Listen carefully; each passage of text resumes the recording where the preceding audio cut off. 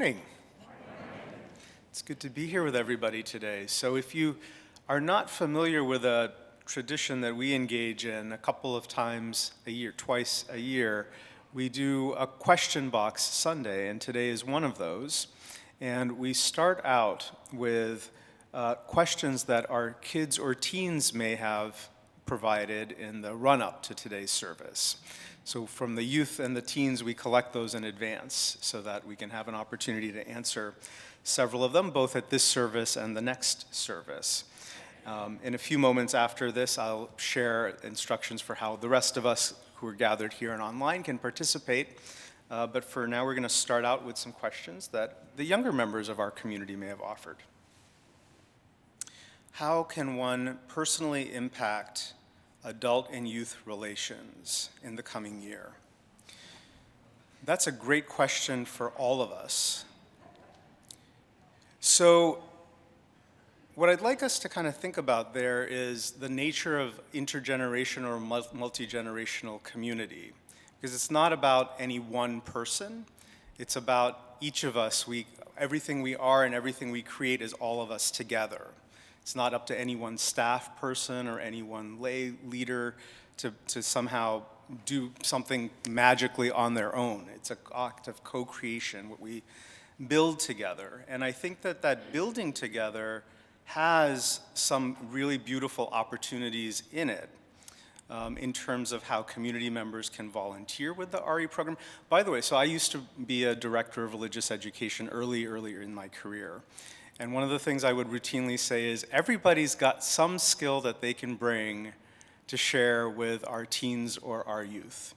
Whether it is you know how to sing, or whether you know how to tell a story, or you love to knit or do crafts, or bake or cook food, all of that's relevant. All of that can be shared in some way, shape, or form with the younger members of our community. So we can think about that as the gifts that we can bring to a multi-generational community.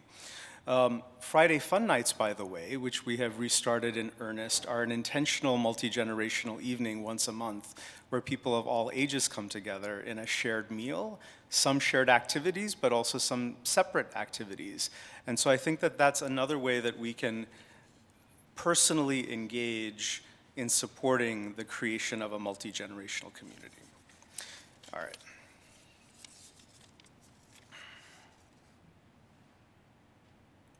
What is the meaning of life?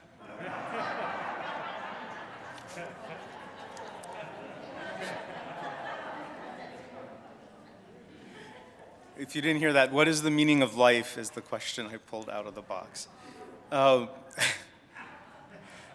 So I was sharing, I think maybe with a staff member. No, it was with the Lay Worship Associate program, the Lay Worship Leaders program. I was sharing with, by the way, that's a new program that we have in which lay folk are developing the skills and practicing, helping lead our worship services, and in the future as well, deliver reflections.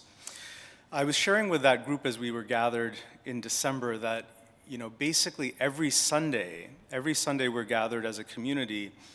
The question that we're kind of addressing, it's not stated as an open question, but it is nonetheless the question, what does it mean to be human?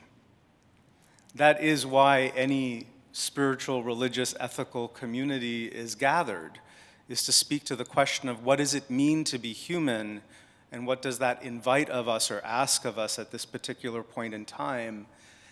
It is such an important and such a broad question that we approach it any number of ways on Sunday to Sunday to Sunday. But every Sunday, that's the underlying thing that one can know that we're doing, is speaking to what does it mean to be human in this particular time that we're in. So, I may have to refer the young person who asked to this to like a year or several years worth of Sunday services, and even then, we don't have a definitive answer as to what is the meaning of life. Okay, so that's the adults here get that. The adults here get that this is an ongoing exploration of what is the meaning of life and what does it mean to be human. So for the young person who asked, I'd say start simple. There is a lot of complexity, and you will spend your whole life holding that question if you're a thoughtful person and exploring that question deeply. I'd say start out with something simple. Try to embody and live love as deeply and as well as you can. Try to embody the spirit of love. Try to bring it alive. Try to live into it as deeply as you can. It's a fundamental human calling. That is one of the meanings of life. Not the only, but it's one. All right, let's do one more. What is the weirdest question you've been asked? I think I've shared this. On a Sunday like this, I pulled out of the youth and kids box a question that deserves to be, well, we have classes for this called Our Whole Lives, and it is an entire series dedicated to answering the questions of our young ones and our teens around the physicality of our being human. What does it mean to be an embodied human? That is also a sexual being, that is also a relational being, and Our Whole Lives, the acronym for that is OWL, spends weeks exploring that with our children and teens at different ages. Anyway, I got asked out of the box, where do babies come from? And I did not do a great job at answering that on the fly, as I was also debating, I don't have parental consent to get into this right now, and yet we believe in modeling honesty with our children and youth. So it was a tough Sunday when that question came up. Are grown-ups scared of the dark? I can't speak for every grown-up because I have no ability to do that. But some are, and there are moments when I am. I've never, since I was a kid to this day, I don't particularly like dark basements, especially in the middle of the night at like 2 in the morning or 3 in the morning. Since I was a kid, I love the water and I love beaches. I don't necessarily want to be at a deserted beach in the middle of the night. I don't know why. It's a very different feeling than the fun and the lightness of being at the beach at the daytime. So yeah, I think different times of day evoke different emotions and different reactions in us, and that's as true for adults as it is for children. Thank you for that question. This is a question from our youth group. What is the biggest consequence of the internet?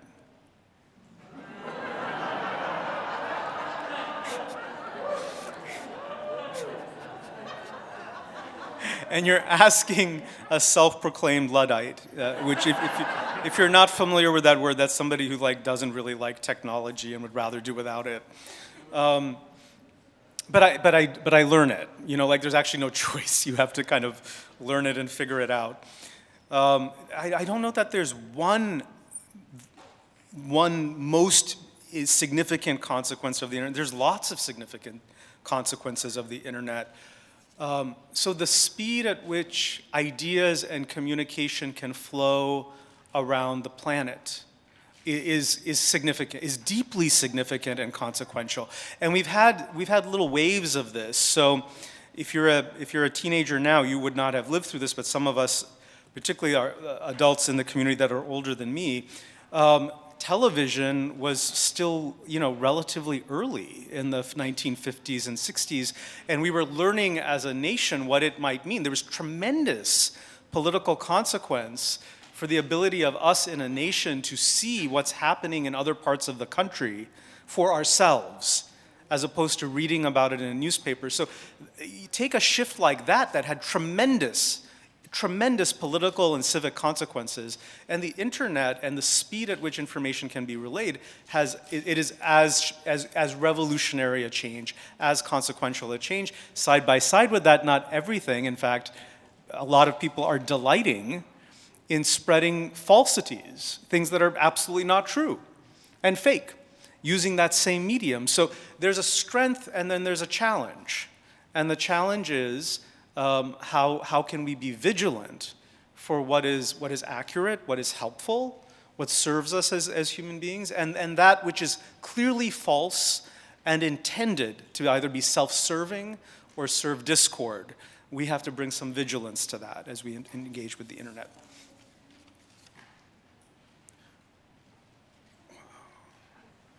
So this is from a kid in our community. Why are nukes a thing? So I'm going to interpret nukes as nuclear weapons because I'm pretty sure that's what you mean. And I'm holding, this feels so big to me that a child is asking this question, you know. And the way you've asked this question too, why are they a thing? You know, I agree, maybe they shouldn't be a thing. Maybe they should never have been a thing that we human beings invented. So, how do I talk about this if I was talking? I'm going to try and pretend I'm talking to my own kids. So we human beings, we adults, created the science that allows for nuclear energy. Nuclear energy, there's benefits, there's drawbacks of it, but it doesn't, nuclear energy by itself doesn't hurt other people. What happened with the development of nuclear energy as we developed the science, the ability to do that, is that also some scientists and leaders learned how to turn those into weapons. How helpful that has been to human beings, I would probably debate. And I would welcome a debate on that. Huge amounts of our energy and money and time and resources have been devoted to a thing that can only destroy life. That is sad. That's sad and that's unfortunate. And perhaps that shouldn't be the case, that we have devoted so much human capacity, energy, resource, to something that can only destroy life. So thank you for your question. It's a good one, and I want to affirm your instinct of wondering why? Why did people do this? And you're right.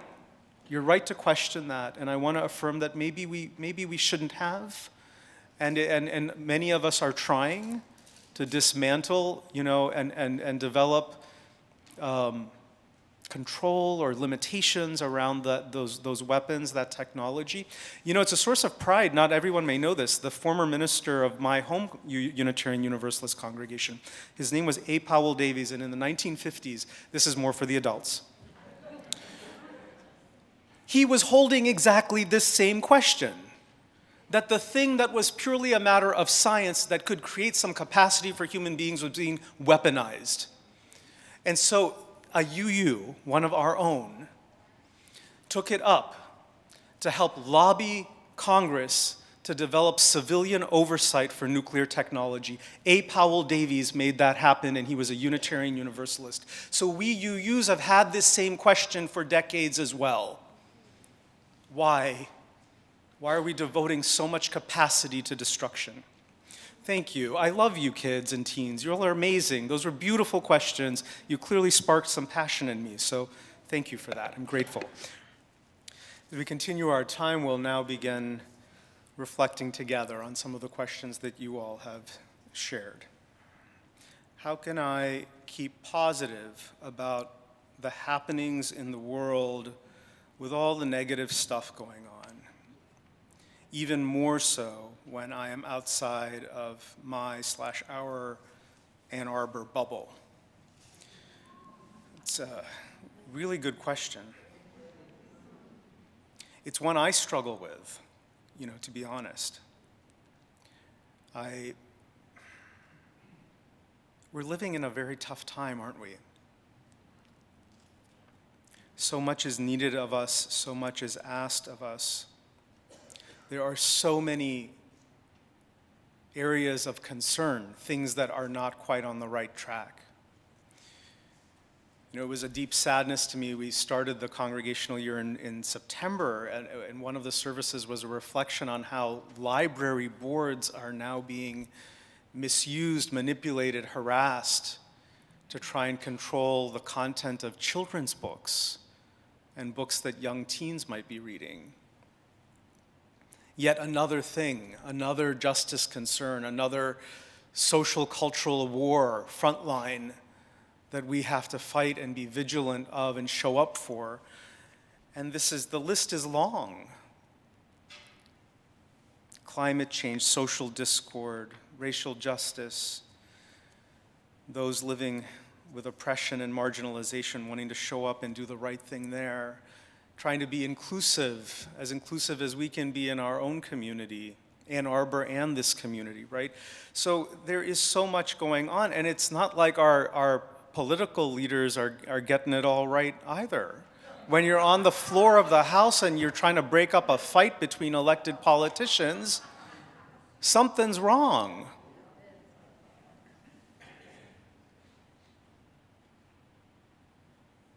So how do we deal with all that negativity? Try to have some semblance of positivity in our lives. I know one of the things I've learned I have to do. I'm civically wired, so I can't turn off the news totally. I try sometimes, but I do follow it. But I also have come to realize, particularly over these pandemic years, I have to limit how much of it I'm taking in, when I'm taking it in, and which news segments I might switch off of. Not due to a lack of caring or compassion, but personal capacity. And so there are times when there's some in-depth thing coming up about human trafficking related to Ukraine or migrants from Central America and the personal story. I know, I get it, I totally get it, and I know that those are horrendous abusive things going on. And I will turn it off or change it because I've had a hard day or a challenging day maybe, just trying to help do things in our community, help us, live well, show up well for one another, me trying to show up well in our community as well. That takes energy. That's not something that is without personal expense of time, energy, spirituality, spiritual energy, emotional energy. So we're all doing this in our own ways. It might be, your example might be your family life or your workplace or your community that you live in, physically live in. You're making expenditures of emotional energy, spiritual energy, personal capacity in all of those ways. So notice when you're starting to feel a little worn down or a little tired, honor that. So our typical cultural imperative, at least the one I kind of grew up with, is that you power through feeling worn down or exhausted. And we're not at a time where we can just power through indefinitely. There's no powering through indefinitely. So notice those times when your spirits are feeling a little low, you're feeling worn down, or you're feeling exhausted, the state of the world. Try to honor that. One of the best things you can do, I did this intentionally on the drive in. I noticed today that the sun's up earlier, so we really are past the solstice, a couple of weeks past the solstice. Notice that. Notice the natural beauty around you. Reconnecting with the natural world is absolutely one of the best things we can do when our spirits are feeling that exhaustion. Look for the beauty, whether it's the sun in the clouds or the dew on a tree or a beautiful sunset. Find it, seek it out. Time by the water, time with an animal companion in your household. These natural things reground us. They bring us back. Allow them to do that. Let them do that. Let them carry you and ground you. They help. Those are a few thoughts. I don't have a perfect answer for this because I hope you're getting a sense that I wrestle with this too. I'm as human as any of us here. And the times we live in really are asking a lot of us, which requires an equal amount of noticing of, well, where am I? Okay, and if the tank's a little low, what can I do? How can I create a little bit of spaciousness? What can I reconnect with? Sometimes a hug from a friend or a partner or a family member, it changes everything. changes how we're feeling about our day, just to know that there's somebody there who cares, who's willing to show up for you, for me. That fills the tank back up, even if it's a little bit. It may not be all the way, but it helps fill it back up. Look for those things that fill up the tank. What a good question.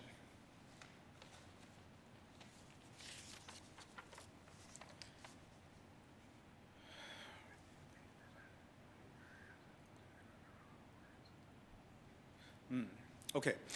I feel the pandemic has reduced in-person attendance in many things in life, like workplaces, events, but also including here, the things that are happening in person here in our own community. How important is it that we gather in person? I really love this question. So we, your leadership here, of which I'm one, not the only, I mean, these are things we're actively grappling with, that we're not even out of this pandemic. I don't even know how we would know we're out of it. I've stopped trying to figure that out. It is ongoing. I don't know when it's going to end. So acknowledging that already, approaching 3 years of whatever this experience and time has been, behavior patterns are fundamentally different, and there is no indication that they are going back to what they were pre-pandemic. And a great example of this, we have roughly the same number of, I'm using our community as an example, but it isn't only about our community. Roughly the same amount of people engage in our Sunday experience, the Sunday services and all that, as did pre-pandemic, but it's about half and half, consistently. About half of friends, members are engaging either live streaming or on demand. The other half are engaging in person and any given week. And it may switch, like who's choosing online in a particular week and who's choosing in person in a particular week, or it may be consistent. It's mostly online, very rarely in person. But there's some fluidity about that, like who's choosing which mode. There is a certain convenience factor with the ability to just tune into something on a laptop or a computer. I'm tired this morning. I don't want to make the drive in, even if it's not a long drive, or I don't have to change into outdoors clothes or seeing people clothes. I can be in my PJs and enjoy a nice breakfast. I mean, there's a certain amount of convenience factor that we as human beings are availing ourselves to. I get it. I totally get it. I have 2 young children. You know, there are days when saving 20 minutes, or even if it's half an hour round trip, that's an extra half hour potentially for other needs, my family's needs, or other work that I need to tend to, right? So why not avail yourself of that 20-minute savings, half an hour savings? So we're doing that collectively. It's like happening at the level of society, at the level of culture. And in fact, the thing that I'm seeing in particular is, and this is across organizations, not just ours, particularly if it's a businessy type thing, as opposed to a social connection. Businessy type thing, well, can't we just do it online? Why have to spend that extra 20 minutes, 30 minutes? Collectively, multiply that times 8 people or 5 people, that's like maybe 2 hours worth of collective effort that is saved just to gather online for a work coordination or a consultation of some kind to move some work forward. So particularly around work things, there's a stronger push towards preferencing of wanting to do it like electronically and find that savings of time when possible. Now here's the thing, and I started to realize this around October, roughly late September, October. And I started with the teams that I work with here in our community. I started like as lovingly, but also with a little bit of nudging. It really is different. It really is different when you gather in person versus only you're seeing folks on a screen. It feels better. And it is a little bit more of an expenditure of time than the travel and whatever else that involves, transition time, travel time, all of that. It just feels so much better to be with a group of 4 or 5 people, to be able to feel one another's energy, look into one another's eyes more directly, actually have a conversation without the Zoom thing of, oh, we're stepping on each other and it's all garbled, you can't hear people. Like, you can actually have a little bit of more natural dialogue and exchange. And for those of us that are comfortable doing so, we can actually just hug one another. And in that gentle act, just remind each other that our presence matters and that we care about one another. The in-person meetings that I have been a part of in our community over the course of the fall and into this winter have been phenomenally good and meaningful. And I would really encourage us to just not lose that with the convenience factor. It is more convenient to meet on Zoom. It's expedient, it's easier. It absolutely is. And there's a fuller experience and a richer experience when we're able to connect in person. So what I'm encouraging groups and teams that I work with, I'm really trying to move us to at least a periodic in-person meeting, and then maybe other meetings might be virtual, but I'm trying to keep a periodic in-person connection. And I'd invite us to think about that too. You know, we could do a survey of our own lives. How many of our activities have become virtual? And is that the only way to engage in that activity? Is there an in-person possibility? And what might we be missing out on in terms of social connection, feeling the presence and caring of others when it's all on a screen versus the ability to be with one another physically? Thank you for that. A very thoughtful question. It's one I've been thinking about a lot.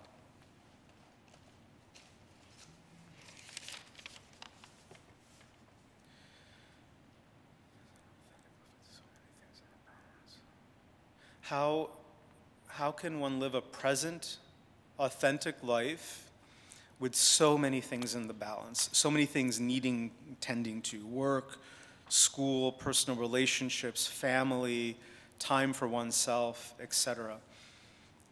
How do you live a present, authentic life in the midst of, with the balance that's needed with all of those things?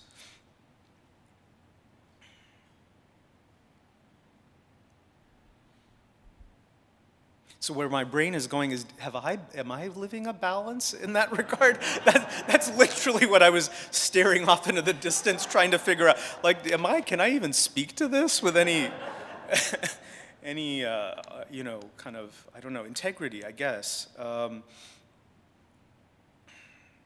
right, you're asking this question of an avowed workaholic. Like, I work way too much, but it's out of passion. I really do love what I do. I think I'm mostly good at what I try to do. And so I don't know that I am totally balanced myself in that regard. The thing that often does get the shorter end, I don't say this with pride, I say it with embarrassment. And I have a very gracious family. My husband and my kids they understand what the difference I'm trying to make with my presence and with my life, and they're very supportive, and they understand. And I hold that they get often the least of me.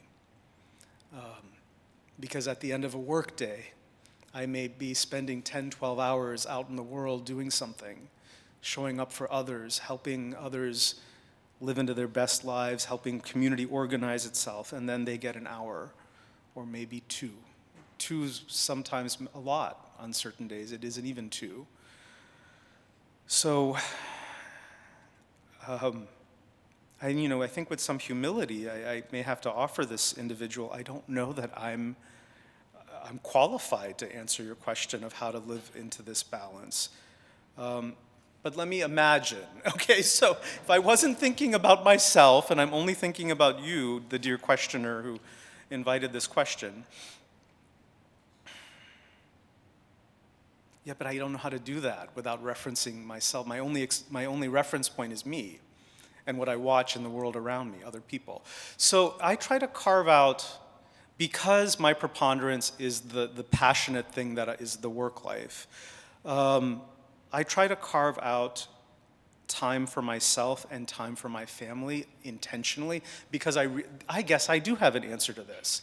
So you may know what the thing is that you devote more time to. That's what I was wrestling with a little bit, because it's different for other people. Some people, like, the thing that I'm passionate about is not necessarily what anybody else is passionate about. You may have a lot of alone time in your life, and in fact enjoy that, relish that, have a fullness of that, and you might be looking for the other things to be in balance. So that's what I'd say, look for that. What is the thing that the preponderance of your time or energy, how is it being utilized, where is it going, where are the expenditures, what are the other things that need your love, care, attention, presence? Holding that and trying to increase the things that also need you, like that also you want to live into. That's what to do. So my version of that is I realize in order for my family to really get me, I often have to be fully away from my work. Like the email autoresponder is on, I'm not checking work messages, so these are kind of family vacation times. But that's often when my family gets the fullness of me. And when we do that intentionally, and the same is true for alone time. Like I will go work with my spiritual teachers very intentionally, autoresponder on, or the staff know that don't contact him right now, he's doing some spiritual work with a teacher. That's how I find time for myself to recharge and be with myself and my own needs. So I think notice that, like what is the pattern, and we're each different that way. How are we expending our energy? Where are the things that also need us, which include you yourself need you, time to think about who you are, the thing you're wrestling, your areas for growth, your areas for learning, just being with yourself, being with nature, as we spoke about earlier today. And try to carve out even intention. You have to bring intentionality to those things that are receiving less of you. Otherwise, if it's an autopilot thing, those things will always receive less of you. So I think that's the best, and thank you. I could feel myself very moved as I was trying to wrestle with that question a bit. I really appreciate that. Thank you. Yes, could we, let's see if we have a good question in the chat. What do you mean when you say that our faith is progressive? Don't you mean liberal? I'm not even sure what you mean, the distinction between progressive and liberal. So this is a semantics question. I say this with a little bit of, most of you who've known me for a couple of years now, I'm in my 5th year here, you know that semantic questions are not, I get they're important to a lot of us. I don't spend, at the age I'm at now, I spend less time like really percolating about semantic questions because the practical needs of our world are so profound. Where my brain and heart go are like, what's the next thing that needs to happen to help make life for human beings a little bit better? So I get that we're each in different places around that. I just want you to know that's also part of why I'm like, this is a semantic question. I don't know. I don't think this way anymore about like these fine shades of distinction, and yet I get that they matter to some of us. So liberal is sometimes associated with political movements, which we're not, and it can be important to be clear that as a gathered spiritual, ethical, or ethically oriented community, we're not a political party.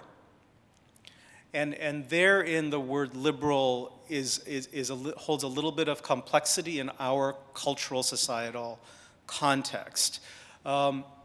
Progressive can mean on the forefront, forward-looking, thinking ahead, what's on the horizon, what's in motion, what's evolving, what's developing.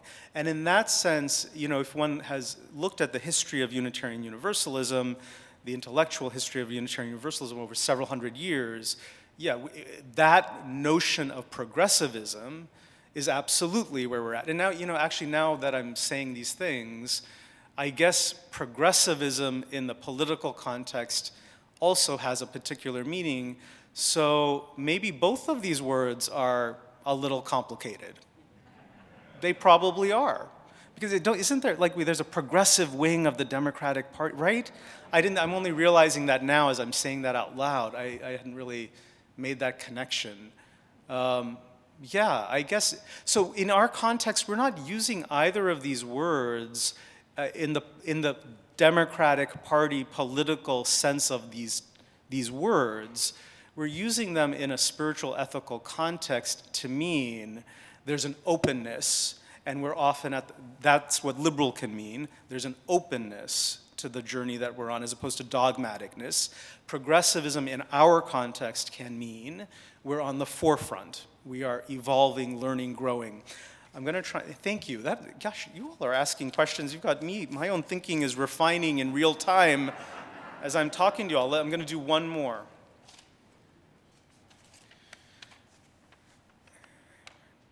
Oh, yeah. So this is a, thank you for the sympathy. You don't know what it is though yet. It's a little similar energy to one of the other questions, though it's worded differently. How do I find peace in an uncertain future or after a traumatic event? And I'm like, so what my oh yeah was, yeah, I get that too. I really get that too. You don't always immediately find peace. You know, you hear the thing about migrants suffering in the freezing cold without even blankets or shoes in Mexico or at the southern border. And you're not going to find peace right after hearing that or reading about that. I mean, maybe we shouldn't even be trying to find peace after hearing something as heartbreaking as that. Or the deaths of children, or, you know, on and on, you know.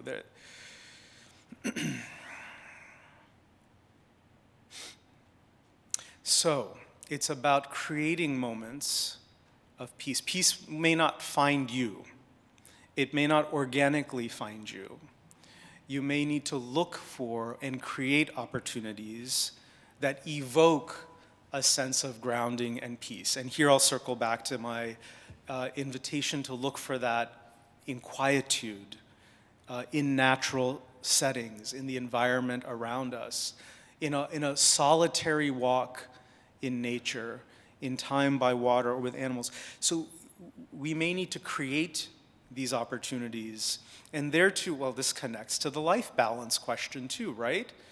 If we're just doing, and there's no stopping to the doing, how do we catch our breath? How do we refill our tank a bit? How do we recharge a little bit? Finding those moments of where we can calm our energies down, we can reconnect with the world around us. These are things that refill the tank a little bit. So it's, rather than trying to maybe find it or stumble onto it, what might it look like to create, to seek out intentionally and create those kinds of moments? Therein might be an answer. Now, but you've put here like what about after a traumatic event? That's, I would say, day to day. What about after a traumatic event? You know, I don't know whether you mean societally or in your personal life, a traumatic event. But, so there's a lot that could be included with that. We, human beings, absolutely need help and support at times with things that are overwhelming. And there's no shame in that. And in fact, it should be normal that we seek out help from others when we need it. And so I would even say, depending on what you mean by traumatic event and the extent of what that could be, maybe you don't want to be trying to just find peace by yourself. I would hope and pray that you would seek out, name what is going on, whatever that need is, the feeling and the events you're holding, and seek out intentional support.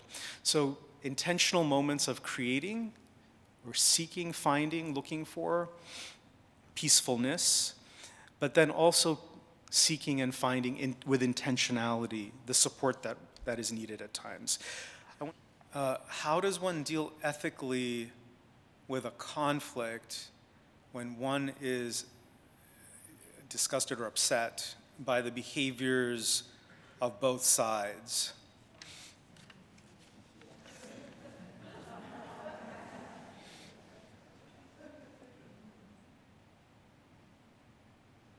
You know, there's where my brain was going. I remember, I'm sure many of us remember, being a late teenager, early 20-something, or well into our 20s, and that level of passion around, no, there's definitely a right thing. At least in my life, some things, that's always true for some things that are, unequivocal, values-based commitments. But then as in my own life, as I've aged, I know I can appreciate most things are often highly nuanced. And even if there are viewpoints and perspectives we don't agree with, there can often be important values being expressed in those viewpoints that if we got to that level rather than the surfacey thing, like yes, justice, equity, dignity, whatever it may be that we're actually talking about, inclusivity, open-mindedness, freedom to explore ideas and who we are as human beings. I mean, when you get down to the underlying value, yes, I can understand that value. I may not agree where you've wound up with the value, but I understand the value, right? So, and this is often, as we engage with things in a more sophisticated way, which takes time, maturity, life experience, as we engage with things in a more sophisticated way, I find this is more and more true in the things that I encounter. So I can't take that complexity away from you because I feel I live constantly in the midst of that complexity of like, yes, I may not agree with something or I can see the values-based commitments being expressed from a multitude of perspectives in different ways, and yet maybe also where some folks are going with a value I can agree with, to ad hominem attack, to belligerence, to pestering other people, to dogmatism, to evangelizing, even the realm of civics and politics, behaving like you're an evangelist about something. Not agreeing with that or not liking that, in the word of the questioner, feeling disgust about that, some of that. I mean, I get all of that. So you're asking how does one deal with it ethically? All right, so what I've done is saying I can see what you're saying. I absolutely do. Okay, so how about this? You do you. Stay grounded in who you are. I mean, isn't that what any of us have to do? I guess it's what I have to do too, right? You stay grounded in who you are. You stay grounded in your commitment to be, I hope this is true. I can't speak for everybody. So for me, I try to stay grounded in that I'm committed to being a loving, caring human being. Do I get it wrong sometimes? Do I falter? Do I trip? Yeah, we all do. But then I have to come back to that. It's hard sometimes. It's especially hard when you feel hurt or annoyed and you hear those belligerent things happening. It's easy to get annoyed. Come back to who you are. Come back to who you really are.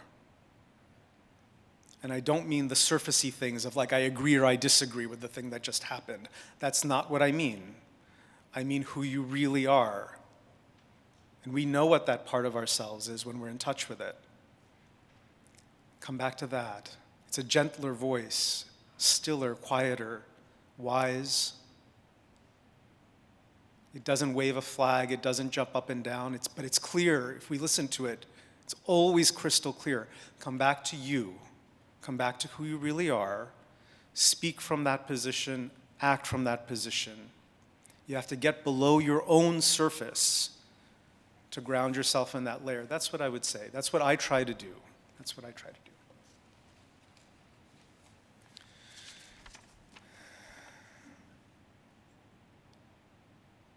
How do we see and understand the interconnectedness of everything around us? Yeah, it's interesting, both in the first service and this one. In the first service, by the end of the first service, I could see the connectedness of the questions that were coming up. I'm already seeing connectedness here. So, in order to be in relationship with the interconnectedness around us, meaning with the environment, with other people, with society, family, friends, whatever, we first have to be able to do that ourselves, with ourselves. And I was just speaking to that the deeper being, the deeper ground of being. So one of the things for those of us who go into spiritual leadership, I hope, again, I can't speak for everybody, but I feel like the process and the structures that we engage with, they encourage us to figure out how we as individuals are regularly going to be in touch, in relationship, in an ongoing relationship with that deeper wellspring of who we truly are. Because that same capacity in me is the same capacity in each of us. I'm actually not special in that regard. Like, you're able to find that in yourself too. So it takes practice and it takes a little bit of effort. I'm intentionally not using the word work. It's because it isn't. The thing that's more effortful is being caught up in the fray, in the fracas, in the nonstop dialogue in our head that wants us to be as indignant as everything around us. That's actually an expenditure of effort. Getting in touch with who we really are is not effortful. It's the opposite of effortful, but it does take some quietude. It may take quietude. It may take stillness. It may take intentionality to quiet down the fracas, the nonstop dialogue and bickering in our head or whatever that wants us to be as upset as we hear on the news. Everybody's upset about everything. So we have to work on that. We have to be present to that ourselves first. How am I finding my own sense of connectedness to something deeper, something truer, the deeper ground of being? If we find that, if we're able to practice that, feeling that sense of interconnectedness around us is easy. That too becomes easier. Because what happens is, as we develop our own sense, and that ground of being is, love is a part of it. Beauty is a part of it. Joy is a part of it. Possibility is a part of it. Creativity is a part of it. These are some of the deepest, truest instincts in us as human beings. And with intentionality, again, I don't think it's effortful, but I think with intentionality, when we reconnect with those parts of ourselves and practice that, return to that, it becomes easier to engage with all of that in the world around us. We see a gentle interaction between two community members, and a small smile tugs at our faces. We're like, yeah, that's what love looks like. A little hand on a shoulder. I don't know what the conversation was about, but I can tell. It was a good interaction. It was a meaningful interaction for those two people. We notice the sun coming up a little earlier today than a couple of weeks ago. I noticed it. Maybe you did too. I was like, oh yeah, we're definitely a few weeks past the solstice. It reminds us that we're part of a cycle of life in which more daylight is returning, right? So that greater sense of interconnectedness, the first part of it is you are us ourselves. We're not going to be able to connect to the greater sense of interconnected around us so long as we're caught up in the nonstop dialogue. But stepping out of that, the first piece is reconnecting with ourselves. The more we do that, we'll reconnect with everything around us. These are really thoughtful questions.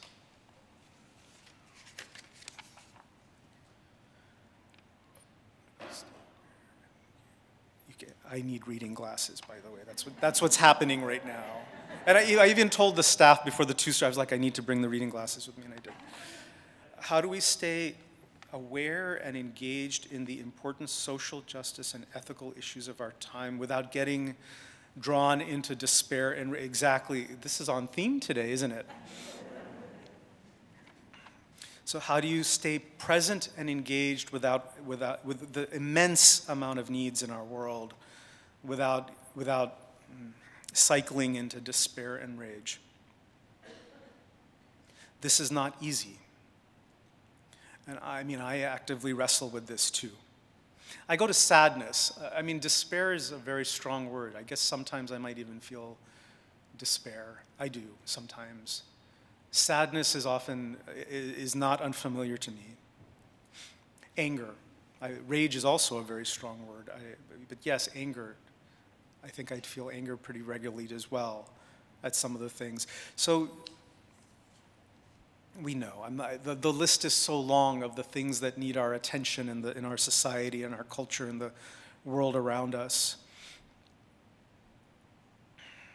Be mindful, this is something I said in the first service that's coming back to me. Be mindful of your inner capacity. Be mindful of how much you're able to take on and take in. And this is something that I began noticing as well.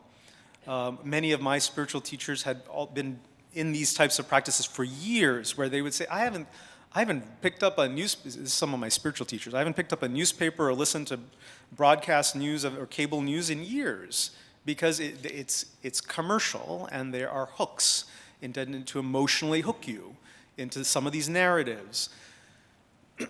I'm a highly civically oriented person. I can't stop engaging with the news or global developments, but I'm learning that there are moments where I absolutely need to stop. Because the work I'm engaged in is already, there's emotional and spiritual expenditure of energy, right? The work of organizing community, helping people be in good relationship with one another. That takes something. And there are moments when I'm then hearing about the suffering of migrants at the southern border, this frigid temperatures without shoes, without blankets, without food, and I will at times have to turn things off, not because there's a lack of caring, not because I don't care, not because I don't want to make a difference, not because I'm not compassionate, but because it's on that particular day, at that particular time, the well's too low. What I've already had to do in the world, what the world is needed from me on that day, I just can't engage with this right now. It's going to push me further, not beyond sadness, into something despairing. And so I'll make choices. I'm turning that off right now. I'm going to change the chant, put on some music right now. I'm going to make a different choice right now. So stay aware of where you're at in your personal capacity. And when that tank is running too low, it's okay. Just not right now. I can't right now.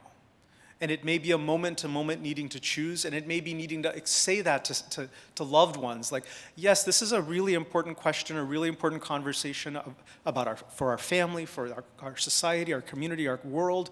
I just can't right now, but know that I care about this, and I'd like to come back to it. So ensure that you're making enough capacity for yourself, that you're not getting overwhelmed by the sadness or the anger, and know that I'm needing to do exactly the same thing. I'm as human as any of us here, and this is hard. We're in a hard time. The needs of the world and our society are really big. Very thoughtful question. Thank you. Let's go to online, and if we have one, we'll take one from our online participants. How does Unitarian Universalism work with the concept of grace or faith in our human experience? Great question. It's a little bit of a parallel. So, again, to the first service, the prior service, I got a word semantics-related question in the first service, and this kind of falls in that broad category. So my general kind of reminder that in Unitarian Universalism, we don't have general shared upon agreements about the definitions of a whole lot of words. And I don't make any effort to try and create a shared one definition that everybody has to agree with. The reason being is that there are practical needs in the world and where I'm at in my own personal life is like, there's stuff. We have to get some stuff done in order to make the world better. And doing a Webster exercise doesn't fit that for me personally, but I know that there are those amongst us in community for whom these questions of what does a thing mean matters a lot. So honoring that and understanding that, I'll offer you, all I can do is offer you my take, because any other UU you could talk to might have a very different take. So for me, the word great, so these are often words coming out of the Abrahamic traditions, Judaism, Christianity, Islam, in the Western context, notions of grace or faith. Though in Unitarian Universalism, we don't mean the same thing that these concepts might mean in those other traditions. So let's be clear about that to start with. And know that being an open tradition where we allow individuals to decide whether a word has meaning for us or that it doesn't have meaning for us, you get to decide that. I would say in my journey, grace for me, I think of it as serendipity.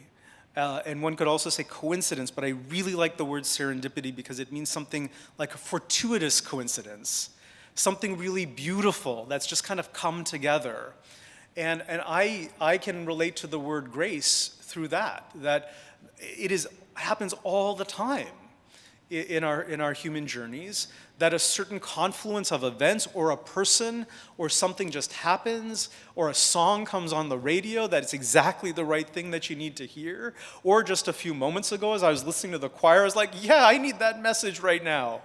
The reminder that the work of justice and doing good things in the world never ends. We never get to that other side of the mountain. It's a journey that we're on together. Yeah, that's serendipity, fortuitous or meaningful serendipity. We can call that, I could call that grace. And I would allow you to see how that resonates for you. And if it does, you can call it grace or you could just call it serendipity. Or call it fortuitous coincidence, or maybe you have another set of language that works for you. Faith, in the same way, and I think there's been a sermon this year where I may have dove into this a bit. I believe I relate to the word faith. We can think of it as, I can think of it as trust. So people sometimes, what do you place your faith in? Well, I think of it as, what do you place your trust in? In order to get through life, we must place trust in a whole lot of stuff. A whole lot of stuff. And we take those assumptions of what we're placing trust in for granted. They become background assumptions, but actually they're very, very, very important acts of faith.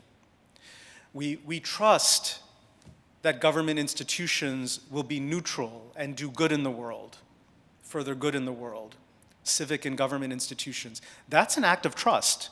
If anything, we've seen in recent years that we can't always trust that. Institutions are being intentionally manipulated. We have to be guardians of that trust to ensure that it continues to be trustworthy. We come together in trust around financial transactions. I'm sending somebody money for a transaction. I trust that they're providing a product or service as described, right? There's acts of trust in that. There's acts of trust that when we come together in community, people will treat us with a certain bare minimum of dignity and respect. That I'm walking into a context that I'm not going to be treated meanly or poorly or savagely, right? That's trust. Nobody's actually promised anybody that, but we're trusting that so trust is constant. We're constantly making trust-filled actions and decisions, and a lot of those trust-filled actions and decisions are implicitly done without us even recognizing that we're bringing trust to bear. Actually, I mean, I don't know what else faith would be. Faith is a trust in something, for me anyway. What else would faith be? I mean, I do know. I mean, for those who are aligned with other theologies, it's a faith or a trust in something that you could call a higher power or a deity or a supernatural reality. In Unitarian Universalism, some of us, that may resonate for some of us, but I think in a more middle-of-the-road kind of way, we can think of faith as what we're placing trust in. Excellent questions. Okay, we're going to do one last one. Well, let's see. Oh, this is a lot of writing here. I was going to say maybe we'll get to two more. I don't know.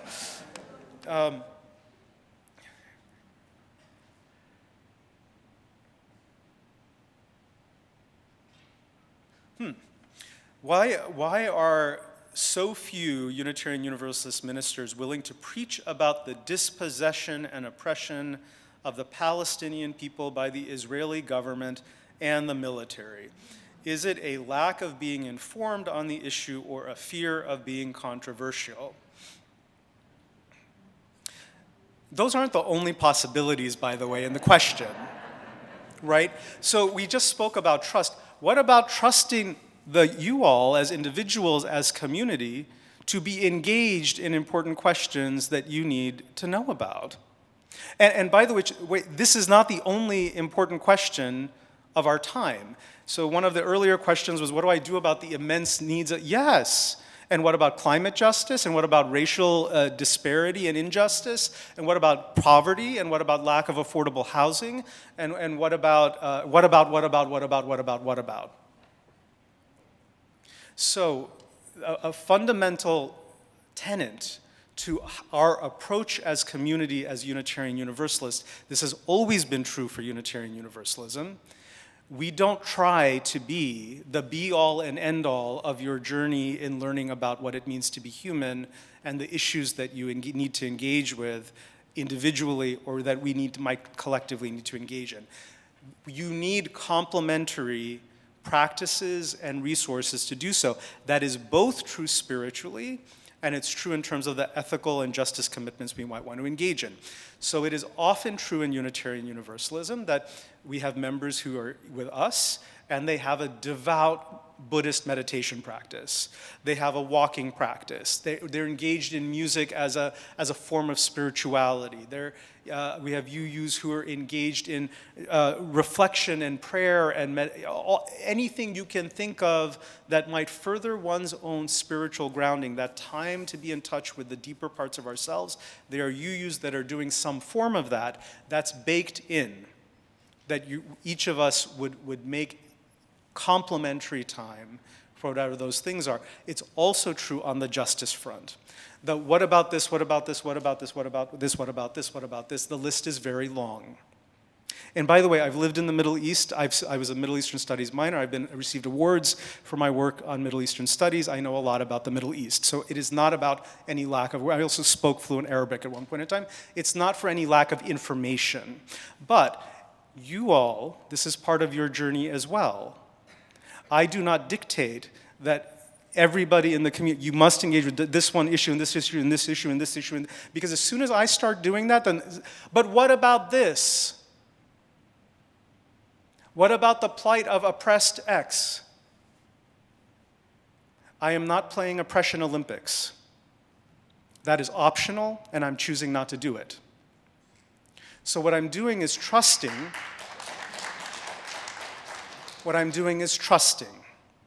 that we take our own sense of individual responsibility seriously and choose to engage in the justice issues that we are passionate about with the personal capacity that we're able to bring to it. Which again, that was part of the questions we had this morning. Personal capacity during this pandemic is at an all-time low. People are tired and stretched really thin. So this question also then intersects with that.